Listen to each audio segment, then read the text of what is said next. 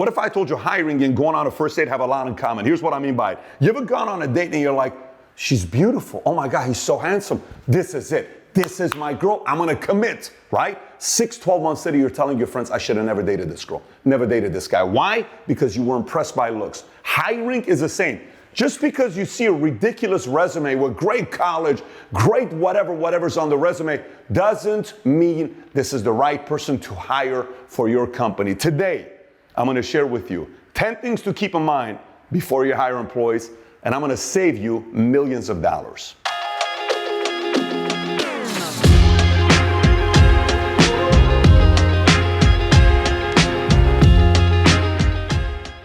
Okay, so stick around till the very end. I'm gonna have a PDF for you, and extra bonus content. And if you like this content, give it a thumbs up and subscribe to the channel. Let me get right into it. Number one, so before hiring anybody, let's just say you come to your first interview. Here's what I do moving forward. Number one, I give you an assignment. This is what it sounds like. Say you come to the first interview like, hey, John, how you doing? Great. Tell me about yourself, background. Why do you want this job? Fantastic. Are you a reader, Johnny? I am. Fantastic. At our company, we believe in reading books and improving. I'm going to give you a book to read as an assignment before our second interview. You should see the reaction every time I say this. This is the reaction. You want me to read a book? I do, before your second interview. Everybody says the same thing. They go, oh, no one's ever asked me to do this before. I totally understand it's not common with a lot of companies, but it's normal for us. Are you open to the idea? I am.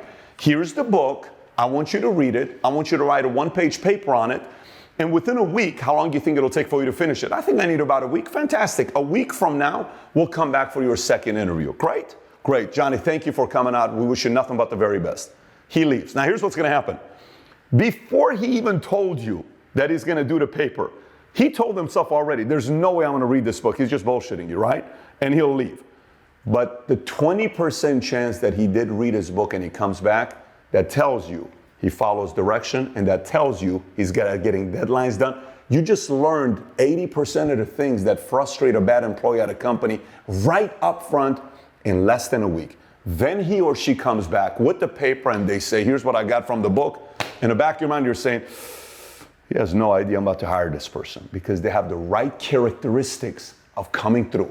I value that. If you value that, start doing that moving forward with anybody you hire on W-2 jobs. Okay, number two, before you hire anybody, a lot of times people are like, well, I'm just going to do a background check, right? Here's what I'm going to do. I'm going to do a background check to find out if they have any felonies, all this other stuff. No problem. My suggestion, if the state you live in and the country you live in allows, do also a credit check. Why would I do a credit check? Credit check is fantastic because you'll learn where their credit score is, if they pay their bills, if they don't pay their bills, and it's been consistent for a long time. Not paying your bills for 6 months could be a challenge you're facing. But not paying your bills for 6, 12, 24, 36, 48 months is a habit. You're probably also not going to pay your bills to your department, which means coming through on whatever assignment's going to be given to you. So rather than just doing a background check, start also doing a credit check. It'll tell you a lot about the person you're about to hire. So point number three is an obvious one. You know this, but it's doing it, which is calling references. And when you call a reference, what questions to ask? Because here's how reference goes. You have to know that people are only going to give you numbers of people they worked for that ended well. I don't know if that makes sense. Like, they're not going to put a number of somebody that didn't end well. So how do you do it? Here's how you do it. During the interview process, you ask them, so tell me the best experiences you had with your 2 favorite bosses you worked with, such and such. Great. What was unique about him? It was great working with this guy, blah, blah, blah, blah, blah. Awesome. Great. You write the names down, first name of the bosses. Then you say, tell me the boss you work with that you least liked working with him or her. Oh my God, that was Bobby. Oh, really? Okay, perfect. Tell me why not. Well, here's what Bobby's challenge. Blah, blah, blah, blah, blah. Okay, got it. Fantastic. Great. Now, when it comes down to hiring, they're going to give you the 3 references. And the 3 references are going to be there, and you're going to ask, listen, do you remember how you told me about Bobby? Would you mind if I called Bobby? And something happens to the body language. That body language is going to tell you. If they're like, I would much rather have you not call Bobby. It's a 50-50 risk you're taking. You know what I'm saying? In that moment, you have to say, well, no problem. It's totally fine. Or you have to say, well, this is a concern for me. I can't call Bobby. Then I'm not doing anything here. So you yourself have to make a decision there. But I want to talk to references of people that are going to tell me the good, the bad, and the ugly. If I call the reference And the reference says, oh, we love this guy. We love her. It's amazing. It's awesome. You ask him, hey, Johnny, I know you love this person. This is great. If this person applied today to work for your company, would you hire him back? Well, I don't. That's a question you got to ask. So remember, good questions reveal great information. Don't get too, it's kind of like coming home and you're dating a guy or a girl and you're trying to convince your parents why this is the one, and you're avoiding those two questions to ask about him or her. Those are the two questions you got to ask, because marriage is a long time. Hiring somebody to get things done is a long time. And hiring the wrong person can completely set you back 3, 6, 12 months in your company or that department. Look, this point number 4 is an obvious one you got to do nowadays. Some do it, some don't do it. You got to look at their social media. It's that simple. You got to go and look at the social media. I want to see how many beer bong pictures I want to see what kind of habits you got. I want to see what pictures you take. I want to see what things you're into. I want to see what you like, the culture, I just want to see. You have to do that nowadays, because when you hire somebody, that image of that person that works for you is also the image that they're living. Now, if you're a very creative place, you're like, awesome, this person's outgoing, it's great, they got a personality, they got things they do, they're fun, so they're going to be great for biz dev, but it's a different kind of a job. You may say, well, this is a little too risky, we don't want to take. So don't be naive and don't go take a look at their social media. Take the time to go look at their social media. It's only going to take you 5 minutes to learn enough about them. And if you don't learn anything from them on social media, it's actually probably a good thing. So prior to them coming to the interview, say you put a job posting out there, right? And you're not using a recruiting firm. We'll get to the recruiting firm here in a minute, but say you're not using a recruiting firm and they send an email. I'm interested. Have a 10-minute video that talks about your company. Send the link of the video back to 55 people that applied for your company and say, hi, John, thank you for your interest in this position. I want you to watch this video and send me an email back on what you took away from the video.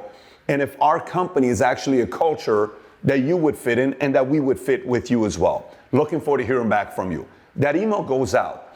Out of the 55 people that responded to your email, again, everything with this is filtering. I'm just giving you ideas on how to filter the wrong person to hire that doesn't fit your company, right? Out of the 55 emails you send back with the video, half of them are not even going to look at the email. They're like, I'm not going to watch this video. The other half are going to watch the video, but they're going to say, this is definitely not the culture for me. 10 of the people that are going to watch the video are going to say, this could actually be the culture for me. They'll send the email. Out of the 10 that send the email to you, 5 of them you're going to say, I want to talk to this guy. So then you create a Zoom. So you went from 55 to 5, because you also don't want to waste your time interviewing people that are not a good interview.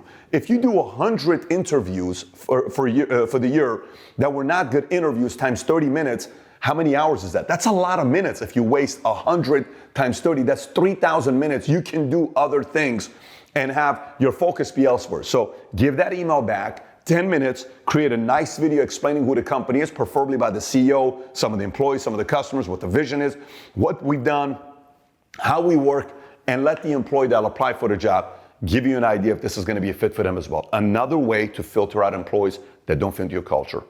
Okay, so next, if I hire somebody, depending on levels, they're going to be interviewed by multiple people.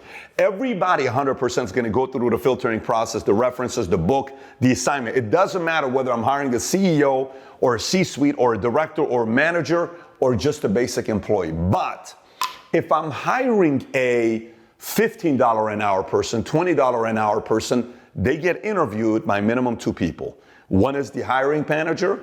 One is going to be that department manager, and maybe I'm going to get somebody else say, what do you think about this person? Ask questions. Maybe I didn't think about X, Y, Z. Great. If it's a director or mid-level management, they're going to be interviewed around 4 people. And then if it's a C-suite, all the C-suites are going to interview this person. So we just recently hired a CTO. The other 6 C-suites, they all interviewed the CTO. And every one of the C-suites that interviewed the CTO sent me an email or a message to tell me what they liked about him, what they saw as a big opportunity, and what they thought that may be a concern, which there wasn't any with this one that we hired, right?